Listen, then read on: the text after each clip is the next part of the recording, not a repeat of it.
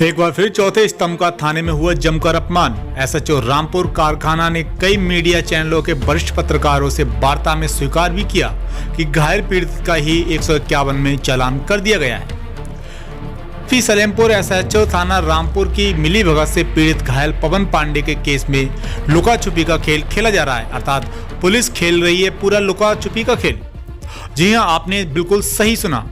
आपको बताते चले कि पवन पांडे निवासी देवरिया खास पैसे की लेन देन का काम अर्थात ब्याज पर काम करते हैं। तो वहीं बीते दिनों शैलेश मिश्रा तथा सोनू ने लाखों रुपए का लेन देन किया था। दिनांक 5 दिसंबर 2022 को हिसाब के दौरान झड़प हो गई थी, जिसके चलते शैलेश मिश्रा सोनू ने गोली मार दी। पहली गोली मिस हो गई और दूसरी गोली उनके पेट में जा लगी। थाना रामपुर कारखाना ने पड़ताल कर एनसीआर तो दर्ज कर ली, लेकिन पीड़ित घायल पवन पांडे की शिनाख्त के बाद अपराधियों को गिरफ्तार कर लिया। उक्त दबंगों की सिफारिश में आए कुछ सफेद पोस्टधारियों की वजह से एसीपी सलेमपुर थाना अध्यक्ष रामपुर कारखाना की मिलीभगत से अपराधियों को 18 घंटे के भीतर ही छोड़ दिया गया।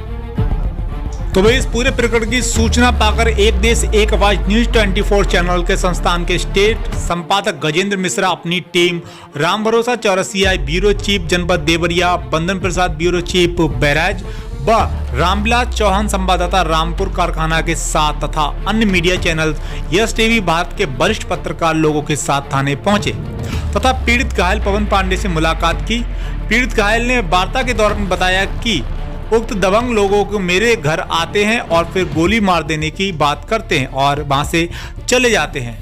उन्होंने कहा कि मैं घायल हूं, मेरे पेट में गोली मार दी है, दवा चल रही है। आज मैं तंग आकर थाने आया और मैंने एसओ साहब से कहा कि या तो मुझे मरवा दो, नहीं तो पेट्रोल डालकर आग छिड़कर खुद आत्महत्या कर लूंगा।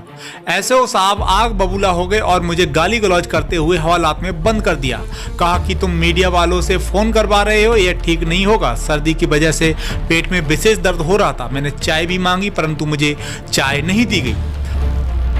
जब मीडिया के लोग एक देश एक आवाज न्यूज 24 के स्टेट संपादक गजेंद्र मिश्रा ने एसएचओ रामपुर कारखाना से बात की तो उन्होंने स्वीकार भी किया कि यह जैसे आए मैं इनको सम्मानित सहित इनके घर छोड़ दूंगा और विवेचना चल रही है, अपराधी पकड़े जाएंगे।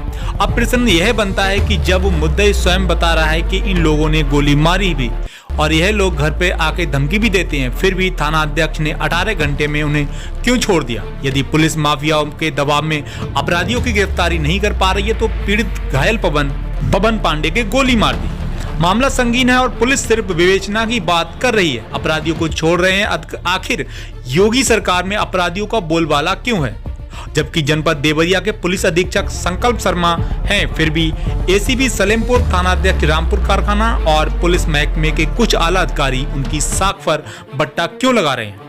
या यूं कहें कि एसएचओ थाना रामपुर, एसीपी सलेमपुर दोनों जूनियर अधिकारी पुलिस अधीक्षक देवरिया पर भारी पड़ रहे हैं। अपराधियों की कब होगी गिरफ्तारी? क्या घायल पवन पांडे को अपराधी शैलेश मिश्रा सोनू से ही सुरक्षित रख पाएगी? देखिए एक रिपोर्ट। को घर रहना चाहिए, ये करना चाहिए। हमको डेली धमकी मिल रहा है। जब से हम यहाँ आए देवरिया में ठीक होके थोड़ा, तब से हमको धमकी मिल रहा है कि फिर से तुमको गोली मरवा दिया जाएगा। अभी आप क्या चाहते हैं हमारे चैनल के माध्यम से और सरकार से क्या चाहते हैं? हम यही चाह रहे हैं कि तत्काल उन लोगों की गिरफ्तारी हो, ठीक है। और पुलिस मोटा पैसा ले ली है, गिरफ्तार नहीं कर रही है। आप देख रहे हैं एक देश एक आवाज न्यूज 24 स्टेट संपादक गजेंद्र मिश्रा के साथ। आज हम इस रामपुर कारखाना थाने पे पहुंचे और वहाँ एसओ साहब से हमारी बात हुई, जबकि जो पीड़ित है जिसको गोली लगी है उसे थाने पे जबरदस्ती बैठाया गया। और मीडिया वालों को जब खबर मिली तो वहाँ जब पहुंचे तो एसओ साहब से बात जब हुई तो एसओ साहब ने वहाँ मीडिया वालों से सांत्वना दिया और विशेष रूप से उन्होंने ये कहा कि मैं इसे घर तक इन्हें मैं छोड़कर आऊँगा।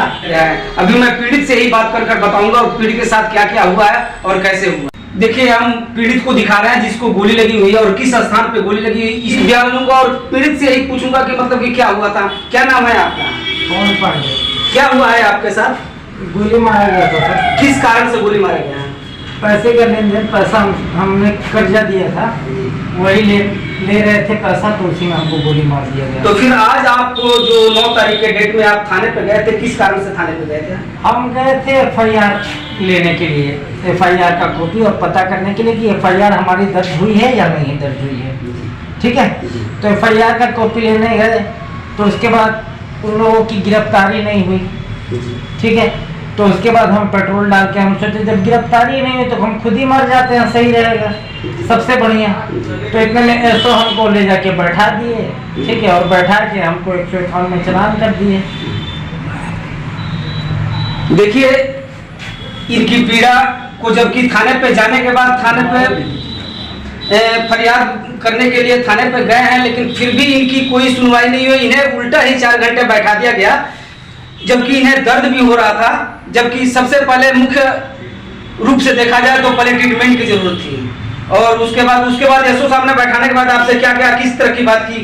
प्रेस वाले को क्यों लेके आए हो, इतना समझाने के बाद भी क्यों ये किए हो, प्रेस वाले को क्या क्या कहे हो, यही सब दुनिया भर का। ठीक है, वो पकड़ा जाएगा, अरे विवेचना होगा तब पकड़ेंगे उसको। ठीक है, पकड़ा जाएगा, तुम आराम से, तुमको घर रहना चाहिए, ये करना चाहिए।